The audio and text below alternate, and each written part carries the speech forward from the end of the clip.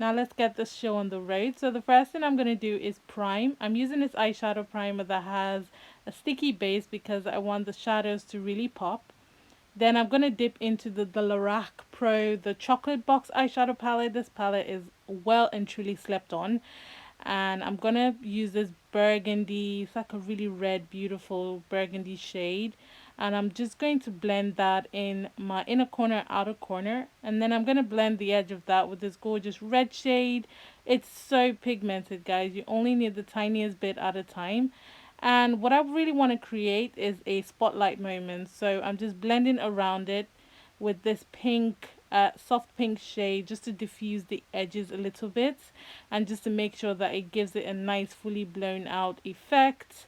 And then for my center lid, I'm going in with this really, really reflective shadow. It's got like champagne color, it's got pinks in it. It's so super pretty.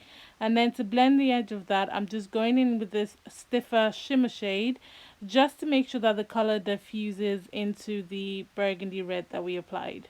Once my line is on, I'm going to go ahead and blend my lower lash line with the same shade that we first applied. And I really want to give it like a smoky moment. For my inner corner, I'm going in with this, oh my goodness, reflective shade. I wasn't ready for how beautiful and reflective this color is. Honestly, these transformational shades are just everything. For my highlighter, I'm going in with this shade from the palette. You've got two highlighters in this eyeshadow palette and they are so beautiful. This one pulls a little warmer, a little bit more golden, so works perfectly well with my skin tone. And this is the finished look, guys. I hope you enjoyed this entire sleigh. Honestly, guys, this is the perfect um, autumn, winter type of look. I absolutely love the way the look came out. I feel that eyeshadow palette is well and truly slept on. Definitely need to have it.